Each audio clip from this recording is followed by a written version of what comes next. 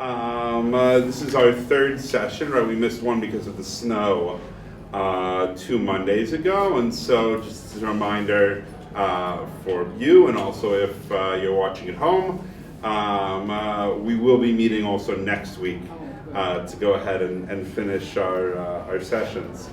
We're up to session 3, which is going to cover the period between the end of the Napoleonic Wars up through World War II. The way we've been framing this as a reminder is that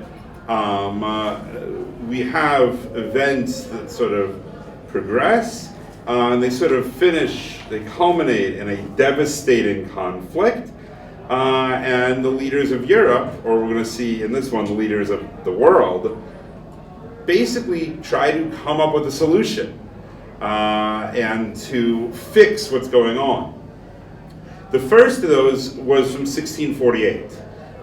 That was the Peace of Westphalia, which ended the 30 Years' War.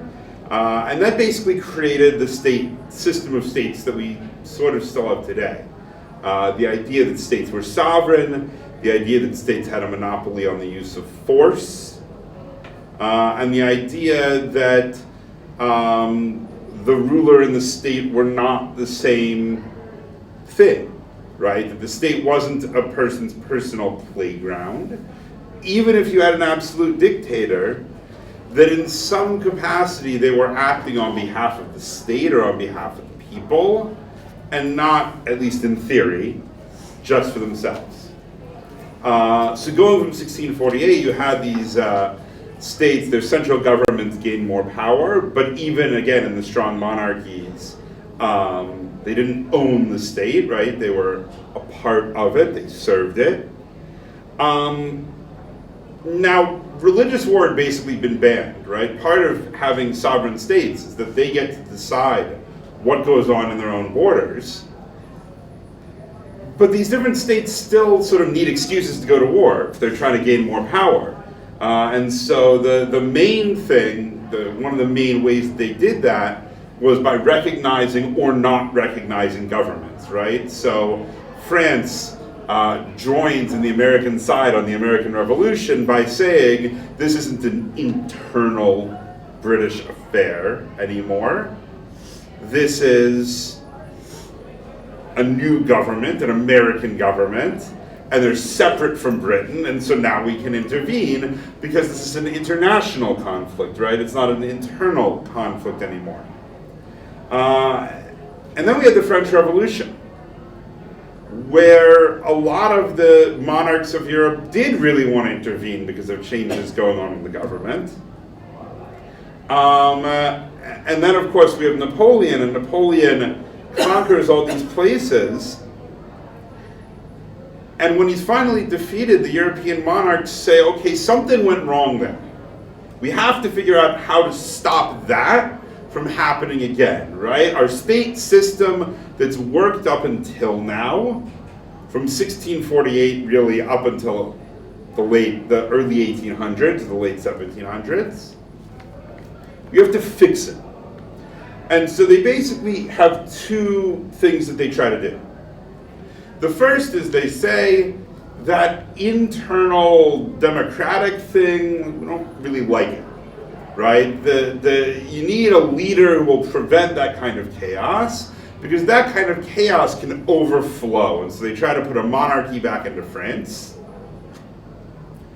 And also, we need a balance of powers, right? The reason why France could do what it did is that it had too much power relative to other European states. So let's create a balance of powers where no one state will be powerful enough to try and conquer the others. And so they combine what had been the Spanish Netherlands, the Belgium, and the Netherlands to make a Kingdom of the Netherlands that's a little bit stronger. They create a German Confederation, which is, on the one hand, stronger than the 300-odd states of the Holy Roman Empire. They narrow it down to 30 or so, but also weaker than an actual Germany would be. They realized there could be problems there. And Prussia and Austria and Russia all formally kind of received Poland because they'd already sort of eaten that up, and now that sort of settled out here too in the Congress of Vienna. So now, problem solved, right? Any wars that are going to happen are going to be between states that are relatively equal. Either they'll decide not to have those fights, or they'll have those fights and there'll be a small change, but overall, we won't have any big devastating wars, right? That lasts all about 15 years. I have a map behind me. It's mostly the same, but there are a couple of differences that I want to draw your attention to. The first is what happens to the Netherlands. The people of Belgium, the Catholics in the Netherlands, don't want to be under Dutch rule, and so within 15 years they've broken away. And so that balance of power that the powers of Europe basically said, okay, we're going to create this system. Well, actually, that just failed. Or at least the first piece of it failed. The second thing I want to draw your attention to up on here on this map is that we now have a country called Greece. It's the first time there's been a state of Greece, right? Historically, you'd had Athens and you had Sparta at one point, you had various city-states, or you had Byzantium, but you never had a state of Greece. And this is really the first of the successful nationalist revolts. It's the first time where you really have a people who basically say, we need a state, and what's their justification? Well, somewhere way back when, we were one people. Of course, they weren't really one people. Athens and Sparta fought devastating wars, but we were one people way back when. We needed a state. And we're going to, as we go through this, we're going to see that happen also with Italy and Germany, right? That Italians are going to sort of form a unified identity, and so are the Germans.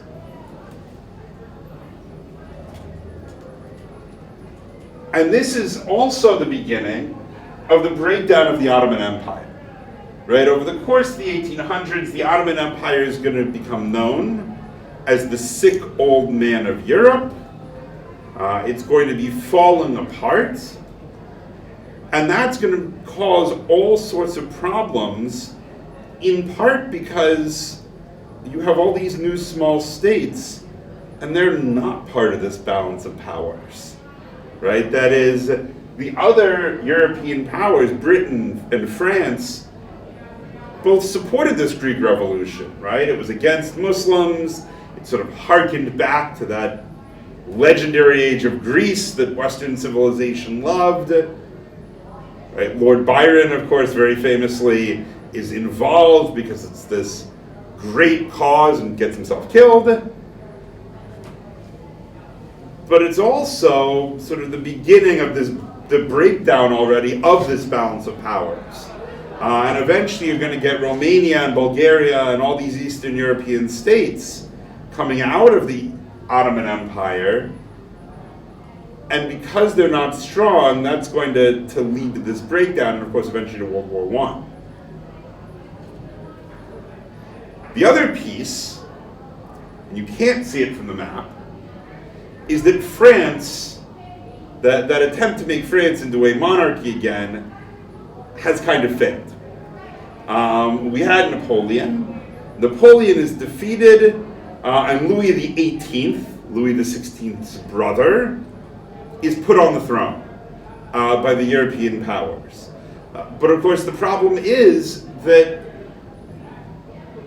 the old regime, right, the Ancien regime, had not ruled for close to 25 years. Right? Louis XVI has been dead for upwards of 20 years by the time Napoleon is finally defeated. Most French people don't necessarily identify with the monarchy anymore. And so after his death and after there's another king, and then in 1830 a revolt. Now, the leaders of Europe are still trepidatious, even the leaders of France are still trepidatious about this whole democracy thing, or this whole republic thing. And so they bring in Louis Philippe, who's a cousin of the old kings. He's originally known as the Citizen King. He's installed in part due to the efforts of the Marquis de Lafayette, who is still alive and kicking in 1830, despite the fact that I think a lot of us know him from the American Revolution back in 1776. And he'll rule for 18 years, but again, with this sort of declining attitude towards the monarchy. And this is going to put a lot of pressure onto this idea of the whole state system. Because one of the things that the state system sort of assumes is relative stability, right? That states sort of maybe continue with their interests, maybe end up with slightly different interests, but that there's this common interest in stability. And France, with this changing government over and over again, doesn't necessarily have that interest. In 1848, there are going to be revolts all over Europe. The compromise that sort of prevents radicals from taking over France is to create a republic where they'll elect a strong president. They elect Louis Napoleon Bonaparte, Napoleon's nephew, as president. And a few years later, he declares himself emperor. And the French love it, because he's going to restore France to glory. And of course, that means war with other European powers. And again, breaking down this system that the various, right, Britain and Austria and Prussia had sort of put into place. Right? In other words, they try to stabilize things at the end of the Napoleonic Wars, and the way they do so is to kind of try to stuff the genie back in the bottle. And all of a sudden, the genie's popping out, right? Both that you have changing forms of government, and that whole idea of, oh, there'll be a balance of powers that'll prevent big wars. France is not going to engage in wars on the scale of the Napoleonic Wars. But Napoleon III is going to try and rebuild an emperor. He's going to fight with Austria. Going to take over Mexico for a while. And so there's going to be this sort of continuous series of revolts and this sort of continuous chaos. In 1848, there are revolutions everywhere. I know you can't read this list. There's no reason you need to read this list. The point is, these are all the revolts that happened in 1848. Right? They kick off in Paris. They happen all over the Germanic states. They happen all over the Austro-Hungarian Empire. They happen all over Italy. And in the end, none of them is successful. You have a bunch of liberals who have this lovely idea of constitutional government and a nice and ordered thing. And here, the rulers, it seems like, basically say, no, we are stuffing the genie back in the bottle. We're going to, basically, they can't put together constitutional regimes quickly enough, and these monarchs come back and put them down. But that's not the end of it. Because these monarchs who sort of had their place disturbed start to say, wait a second, we have the ability to maybe make changes, right? It's now 1848, it's 30 years after Napoleon's defeat. Most of the leadership of Europe has changed and doesn't necessarily remember things all that well. The last of sort of the leaders, he's not a monarch technically, but Metternich, who was the sort of power behind the throne in Austria is basically finally sort of thrown out of that position here in 1848. That's one of the few lasting consequences, or immediate consequences, I should actually say. And so these leaders start to say, hey, you know, maybe we could gain more power, right? Maybe we can upset the balance. Maybe we don't need it anymore. Maybe they're just selfish. This is Europe in 1871. And there are a couple of big changes that have just happened, right? Our paint spatter in Germany is gone. And Italy, which also sort of had its own paint spatter going on, is now one thing, right? They've called on this force of nationalism.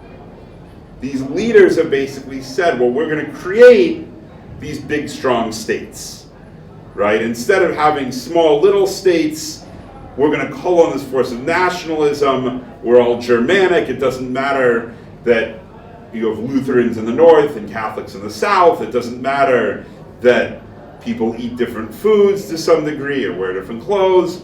We're Germanic. We are the people who defeated Rome 2,000 years ago, or 1,500 years ago. And in Italy, we're the people who defeated Rome, who were Rome. Leaving aside, of course, the fact that the Romans and the rest of the Italians didn't necessarily get along with one another.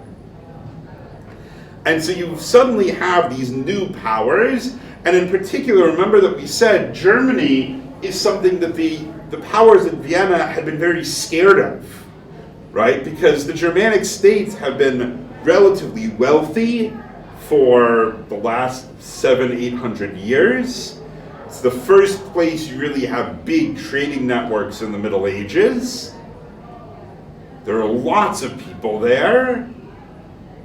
And so there had been this fear. What if you have a Germany?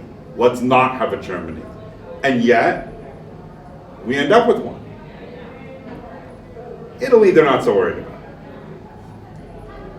Now, okay, so we have a big Germany, and you might expect now, okay, balance of power sort of seems to be broken. Anybody who wants to could easily bite off part of Luxembourg, or part of Belgium, or part of the Netherlands. We're going to see war again here, right? This is, not just a small war like the Franco-Prussian War, where the Prussians win very quickly and you end up with Germany. But we're going to see a big war. But it doesn't happen right away. And it doesn't happen for a very simple reason, which is that by 1871, Europe technologically has jumped ahead of most of the rest of the world. Economically has jumped ahead of most of the rest of the world. And so therefore, there's an entire rest of the world to conquer. There's an entire rest of the world to take over, and it's big. There's no reason to fight each other when you can walk in somewhere with repeating rifles and early machine guns and take somewhere over.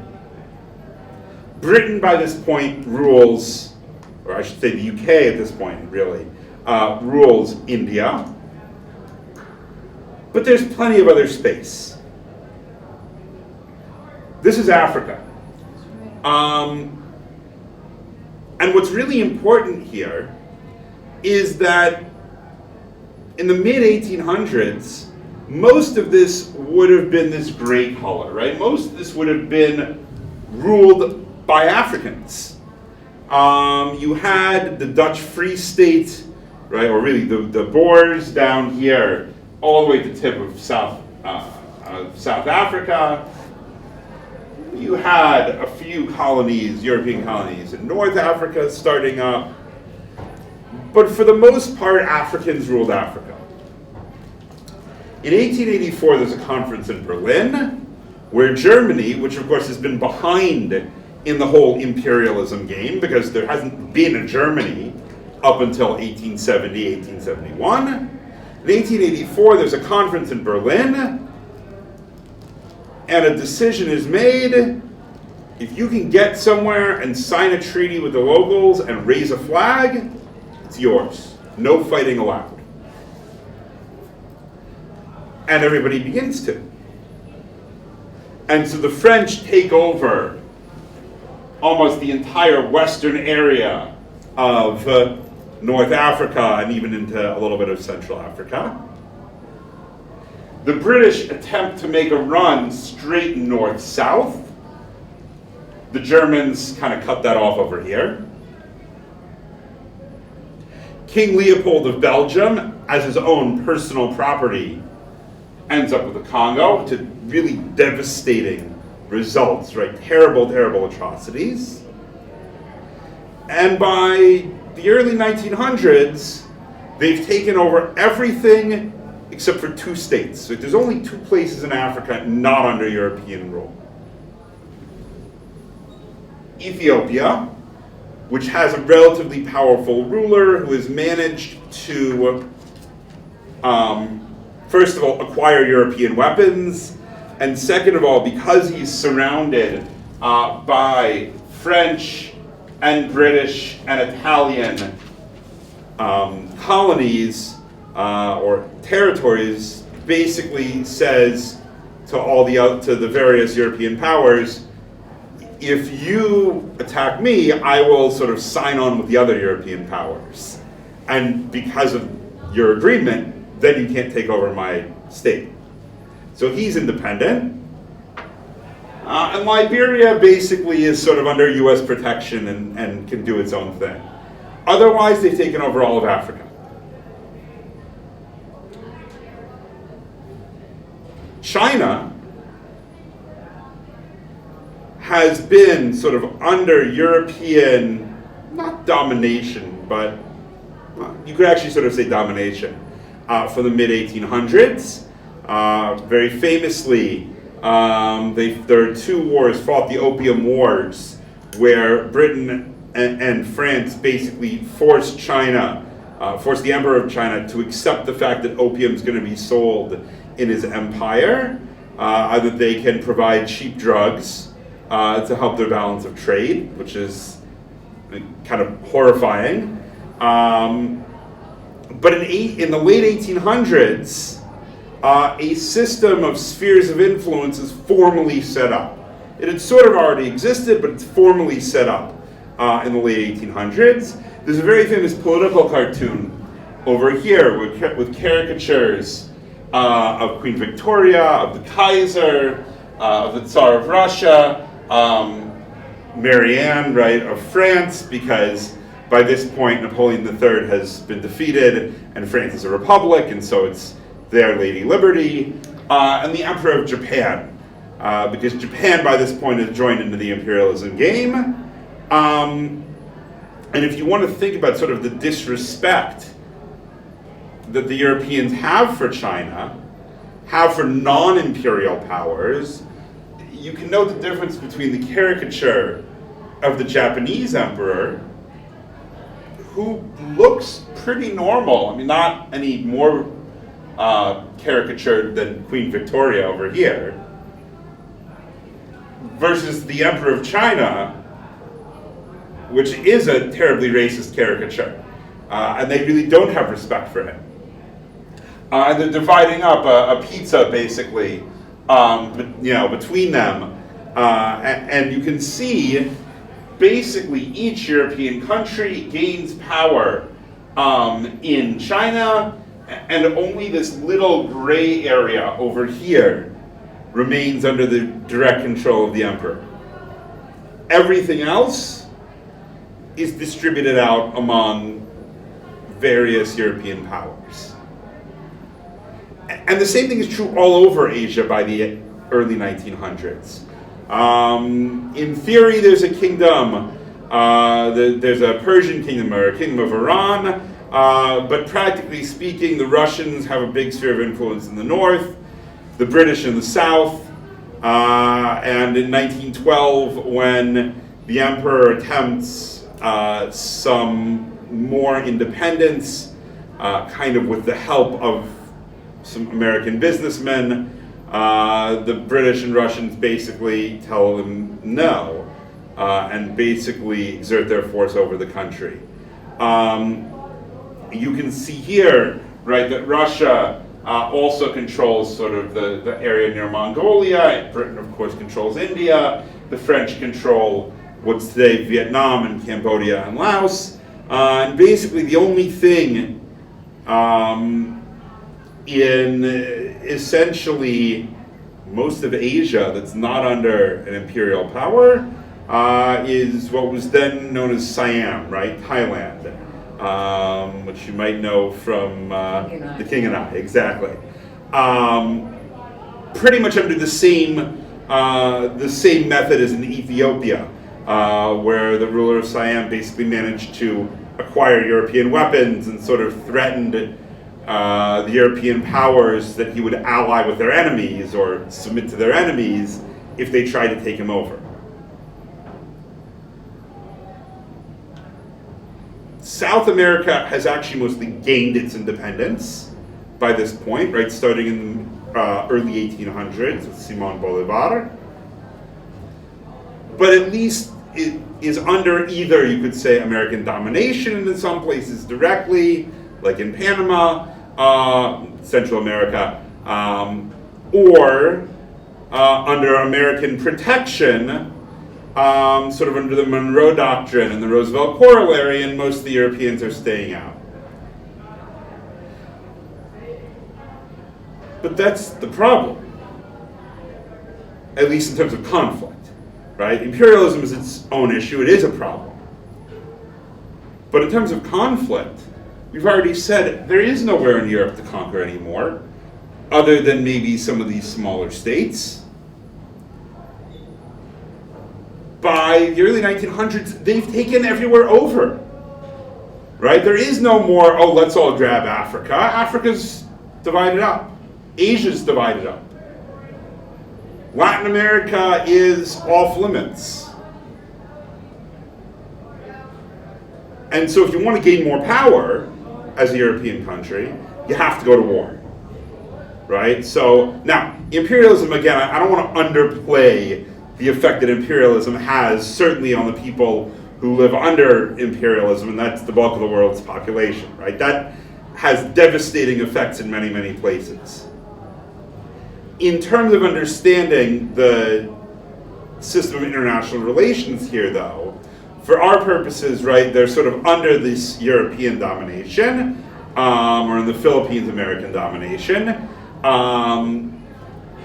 and the fact that they are under this domination means there is no more release valve, right? You can't say, oh, well, I want more power, just go grab somewhere in Africa. It's gone. And so if you want more power, you're going to have to go to war. And we already see this in the early 1900s. In 1906, the emperor, or the Kaiser rather, of Germany basically shows up with gunboats and threatens the French in North Africa because he feels like he sort of got the short end of the stick, right? That the French had been going out and creating an empire for centuries, and Germany didn't have that opportunity, and that's just not fair. They end the conflict without shooting, but it's already sort of a preview that anybody who wants more power is going to have to fight within Europe. And we also know that there are now all these small states, that there's Romania, and there's Serbia, and Greece, and Albania, because the Ottoman Empire has been falling apart. It's not an accident that World War I starts in the Balkans. That's where the states are that don't have the power to defend themselves. And it's not a mistake that when World War I starts, Britain comes in with the excuse of defending Belgium, not of its alliances with France and Russia. Because again, it's claiming to help those who can't defend themselves. Right? That balance of power has broken down as states have both become a lot more powerful through imperialism, but there are these small states still to sort of fight over, or to fight through.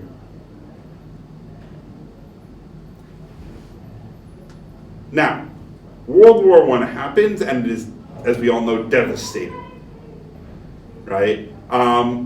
Much more in the European psyche than in the American one, right? We sort of say, okay, yeah, there was this World War I thing, and it happened. But we were isolationists at that time. We were isolationists for most of it, right? We join in only at the very, very end. And so for us, it's not such a big deal. For Britain, for France, for Germany, not for Germany, for Britain and France, actually, in some ways, this today is as big or even bigger than World War II in terms of memory. It is absolutely devastating.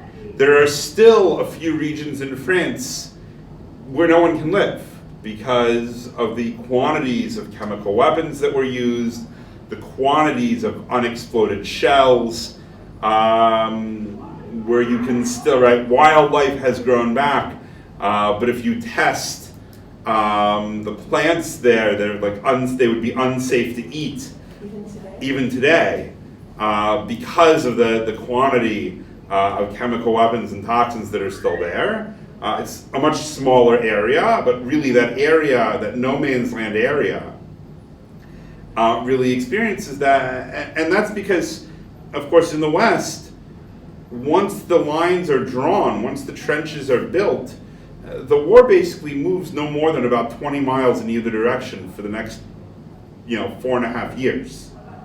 And so it's not just they're firing mustard gas and chlorine gas and phosgene and so on at each other.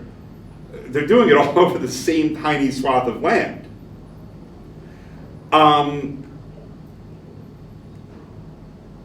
And so you'd say, well, okay, that's the end of our story, right? And that's what we've been saying, this big conflict, and we end the conflict, and we sign a treaty, and they try to fix the conflict. The problem is, of course, we know that is going to fall apart almost immediately. We'll actually come back to this in a moment, but I just want to take a look, right? The Treaty of Versailles is that famous treaty, and there's one of my favorite political cartoons of all time here. It's called Peace and Future Cannon Fodder. You have the big participants at the Treaty of Versailles, right? And the caption is, "Curious, I seem to hear a child weeping." You have the peace treaty down here, and the fascinating thing, this is a cartoon from 1920. The fascinating thing is the crying child over here has the caption above his head, 1940 class. It was even 1920, every political cartoonist, commentators, all knew that this treaty was a mess. Right? All knew that the solution didn't solve anything. Because the Treaty of Versailles doesn't try to solve something. Right? It doesn't try to do what the Congress of Vienna did and modify the system to have strong powers, to have a balance of power, instead of just having states and their sovereignty. In fact, it actually reverses that, right? It actually says, at least within Europe, that, right, within Europe, it says that, no, actually people should have self-determination. Which means that in turn, you now have all these small states, right? So they actually are reversing that balance of powers idea from the Congress of Vienna. It's dead, it's gone. And there are great reasons to do that on a personal level, on a level of respecting people. But they don't set up anything to really replace it. And so we now have a separate Austria and a separate Hungary and a separate Czechoslovakia and a Romania and a Bulgaria. They combine these states into Yugoslavia, which is its own issue because, of course, there are multiple different groups there. But you have a Lithuania and a Latvia and Estonia, right? You have all these different places, you have all these different new states that don't have the strength to resist a big power. And of course, we all know that's going to be an issue, right, in World War II, where the Germans just sweep over most of these. The other important feature here is the Soviet Union. The Soviet Union, right, Russia, of course, ends up pulling out of the war, ends up becoming a communist state. And as we know, that terrifies the West. It does so in part because it threatens to break down the economic system that we have. It threatens the structures of power. But it also does so because it threatens the whole state system from Westphalia, right? We all know that line, right? Workers of the world unite, right, from Karl Marx. Well, if you really think that's what's going on, if you really think that communists, when they take over, are going to eliminate states, that there's going to be a dictatorship of the proletariat all over the world, this is actually creating not just chaos in any given place, this could create chaos everywhere. And this, of course, is also the way that a lot of people, a lot of military people and advisors and politicians were thinking even after World War II, right? The idea of monolithic communism is exactly that, right? That this is something that's going to totally upend things, that states are going to disappear, that the difference between states is irrelevant, right? And it's only finally when you really get ping pong diplomacy, right? And when Nixon goes to China, that sort of finally that idea is put to rest, and it's people say, okay, there's communism, but communism in China eventually is not the same thing as communism in Russia. But so the Soviet Union itself is terrifying.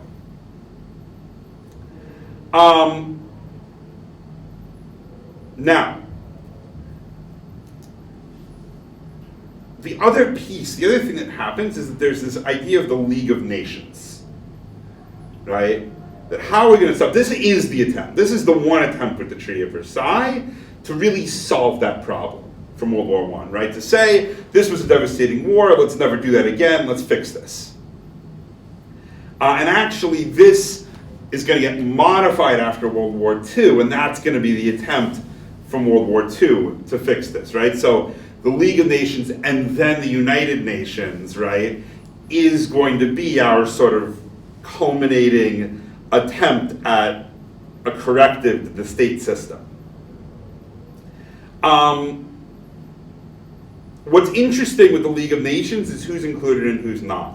The light blue colors here are all colonies of European countries. And so they are, in theory, within the League of Nations, but only because the ruling power is. But in 1920, it's interesting to note who's not a part of the League of Nations. The US is not, of course, right? Very famously, the Senate is quite annoyed with Woodrow Wilson for sort of pushing this. It's going to be an interesting question if he'd actually gone to them and gotten their input beforehand and not sort of tried to just push it through, whether he could have gotten their buy-in. But regardless, the US will never join the League of Nations, and that already is going to diminish its stature.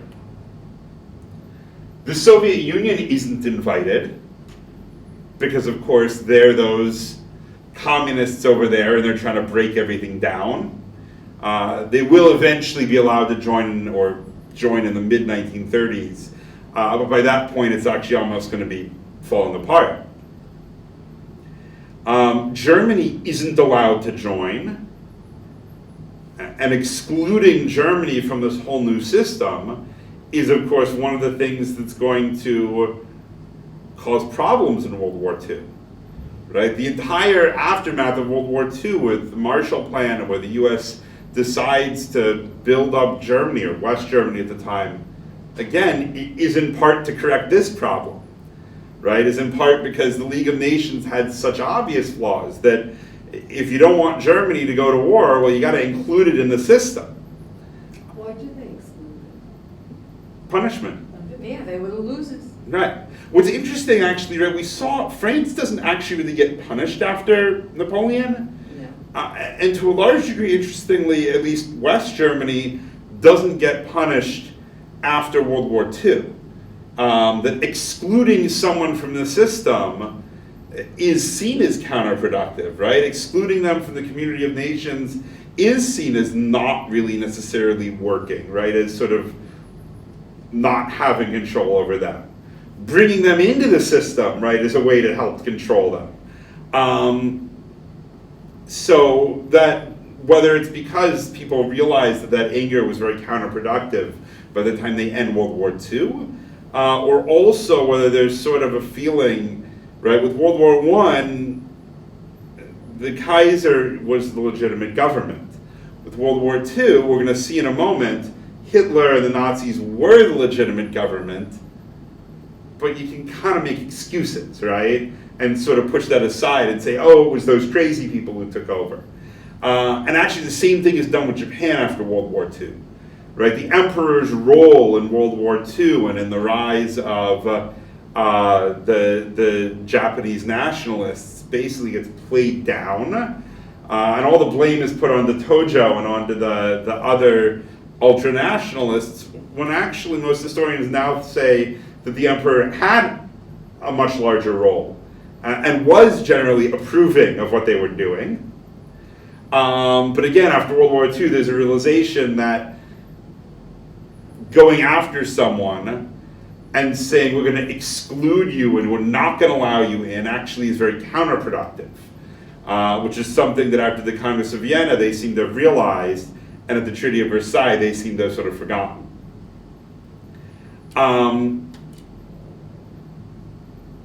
So we have an international system, but it doesn't include the Soviet Union, and it doesn't include the US, and it doesn't include Germany.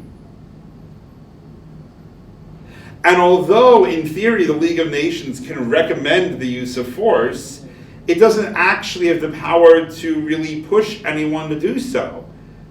And so it's an attempt at an international system that's even more flawed than the Congress of Vienna. And so it's no surprise that it falls apart very quickly. And that by the 1930s, states are starting to pull out.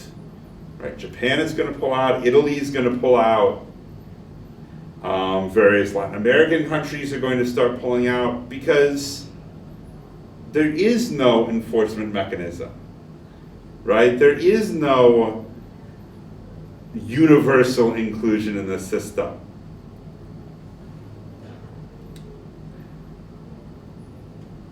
It's important to remember here that the Nazis do rise to power legitimately. If you're wondering, right, why doesn't anybody intervene? Well, remember, that idea of sovereignty is still around from 1648, right? Westphalia is still around. In fact, a lot of Westphalia is still around today. And in fact, we might be going back, we're going to see next session, in a direction towards where they were then, and sort of some of the things that have been developed since have been stripped away.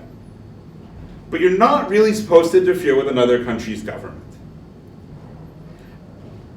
And of course, famously, just before the elections of 1933, there's the fire in the Reichstag, and Article 48, which was a part of the Weimar Constitution, is invoked.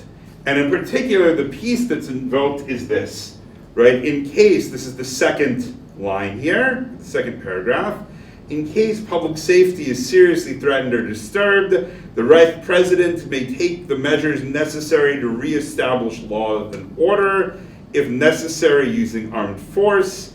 In the pursuit of this aim, he may suspend civil rights described in other sections. And so when the Nazis take power, they do so totally legitimately. And then they pass later on what's called the Enabling Act with a 2/3 majority in the Reichstag that grants them even more power. And so why doesn't anyone intervene? Well, first of all, there's no mechanism to really intervene from the League of Nations. And second of all, if you're still buying in some way to that original system we set up 2 sessions ago, you can't intervene. It's all internal. There's no alternative government to back. Right? No one is saying this is the illegitimate government. It is the legitimate government.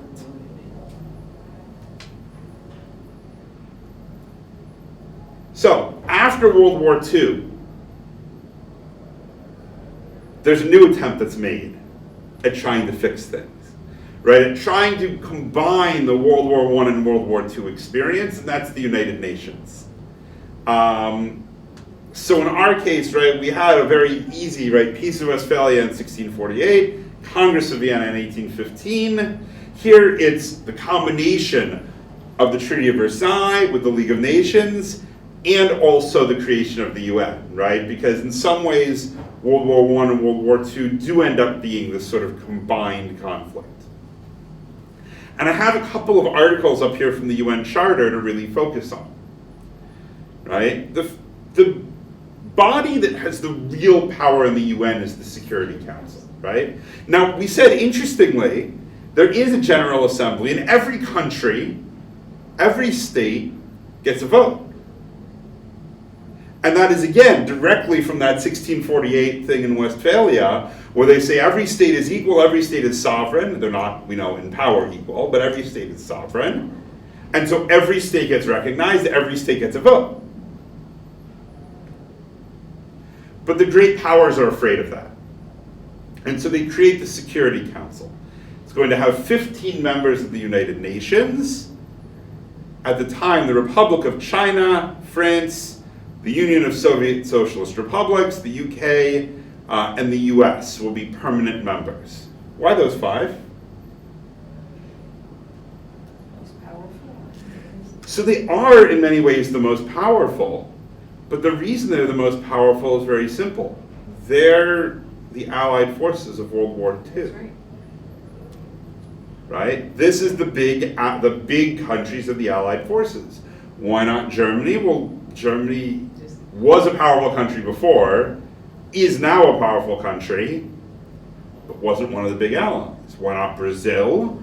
Well, it hadn't been one of the big allies. It wasn't really so heavily involved.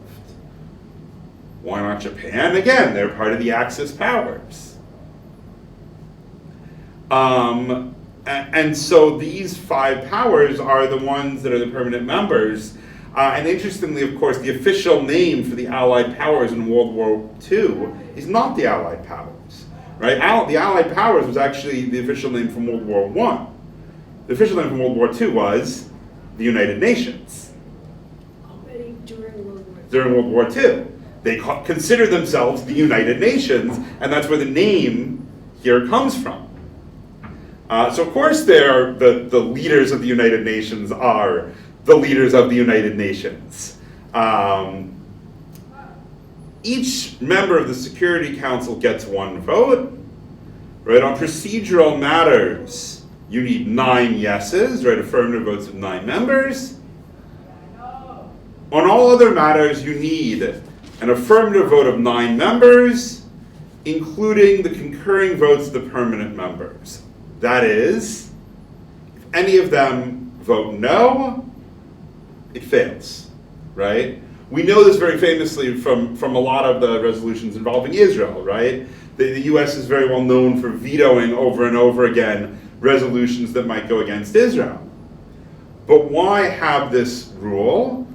Well, if you're trying to create maybe some sort of new balance of powers, maybe some sort of council that's going to try and keep world peace, or try and keep there from being another world war, well, there's a recognition here that one country, Germany, could really, or two countries, Germany and Japan, with Italy and others added in, but Germany and Japan are the big ones, could really create a world war. So you don't want to have any of the great powers here disagreeing with all the others and maybe creating a world war. In other words, if you have 4 who vote for force against one of the other ones, if they can't veto it, we got big problems, right? We have a big war again. And interestingly, of course,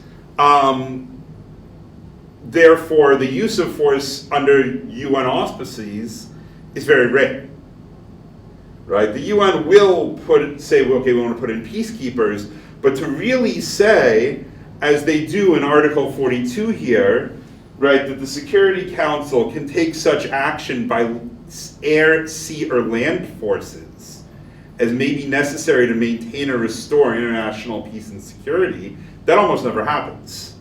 Because you have to have all 5 of those great powers at least willing to accept that force is necessary, at least willing not to veto. Right? And there are really only 2 major times when that happens, eventually. We'll see. One is the Korean War, in part because Communist China doesn't actually have a seat until the 1970s, in part because the Soviet ambassador to the UN is out protesting that particular issue and is not there to veto. They never quite make that mistake again. And the other time, of course, is the Gulf War, right? When the UN basically sits down and says, okay, we're gonna allow everyone to intervene here, and the US and the Soviet Union, really for the only time, right, just before the collapse of the Soviet Union, are going to work together. But so there's an attempt here both to say, these great powers can decide on the legitimacy of force, can rule for a use of force to keep the peace in the world, and also, at the same time, to make it so that it's very hard for them to go against one another, right? To try and keep the peace between one another. Right? When you have conversations today, some people have suggested adding India or Brazil, for example, to the Security Council as permanent members. Right? Part of the reason, presumably, would be to try and say, okay, these are also great powers, and maybe they should also have that sort of kind of the same role. Excuse me, can you just? Sure. How do we get from 5 permanent members to 9 members for? Oh, so, right, so there's 15 members total, there's 10 rotating members. And technically, you could have a resolution pass where none of the permanent members vote for it, as long as they don't veto it, right? As long as they don't vote against it, right? That's the reason for this phrasing of affirmative vote of 9 members, including the concurring votes of the permanent members, right? The permanent members don't have to vote yes, but they can't vote no. And then finally, all members of the United Nations, in order to contribute to the maintenance of international peace and security, undertake to make available to the Security Council, on its call and in accordance with a special agreement or agreements, armed forces, assistance, facilities, right, rites of passage, right? They're basically saying everyone has to cooperate in some fashion, right? Even if it's just, okay, you can go through my country, right, to get to this conflict, that if you really get something like this, that you can really have a worldwide conflict against one country, and that it would be totally legitimate, and that that's the way to make a legitimate worldwide conflict, right? So this is an attempt at least trying to prevent that big war. In theory, small wars are also supposed to come here, right? In theory, if you want to attack someone, if you think you have a justification, you're supposed to come here. In practice, of course, a lot of countries don't. But in theory, that's supposed to happen. But the big concern, really, is in keeping this kind of devastating war, like World War I and World War II, from ever happening again, because all the great powers, at least in theory, will have to agree to any big war happening. Please. I think I've been mesmerized, and you're really very good. I'd like to share something with you. I represent the Jewish Organization of the United Nations, and doing that, I'm able to go to all of these things, and I'm able to go to the opening sessions. This year was Yontif, I didn't go. But the year before, I went, Trump was there, Netanyahu was there. I sat for 7.5 hours. I must have heard about 10 people, Macron and all of that. And they all spoke about the Security Council, and there was a theme. They all wanted a change in the Security Council. Most people don't know that. I found that I found that fascinating, that each and every one, they had African countries speak, they had Lithuania, Estonia, and all. I sat through everybody, and then they had France, they had America, but every single one of them said the same thing, that they would like to see a change in the Security Council. Is it going to happen? Probably not, because of a power play. And there's something else that I have to say that most people don't know. And I personally, with my background, even learned it from the dealing a lot with Albanians myself outside, that Albania was the only country in Europe that not one Jew was killed during World War II. And each year during Holocaust Remembrance Week, they have all kinds of sessions. Albania, I've been to 2 of them. They bring in Albanian ambassadors and they bring in survivors. The Albanian has a theory that you live there, we are one people, and the leader would not identify any Jewish people. That's fantastic. Thank you. Well, I'm curious, did they all agree on what the change they wanted was, or they all just thought the Security Council should be changed? Nobody said exactly what I interpreted as, while listening to you, what they wanted, but nobody exactly said it out loud. But there was a theme, like in music, you hear that theme over and over again. I heard it over and over again, and that day I sat for 7 hours. And it kind of sets us up in sort of this place where it feels like maybe a change is coming, even though we haven't had that devastating conflict, and God willing, of course, hopefully, I'm not so sure. Hopefully we won't. I'm not so sure, because one of the privileges I have, years ago, anybody could go into the Security Council. I remember going with my mother 3 years ago. But now, because I have been vetted and I have an identification, I'm able to go in. And I do go to the Security Council. I don't think, from what I hear and see, that I see any change coming on in the near future, put it this way.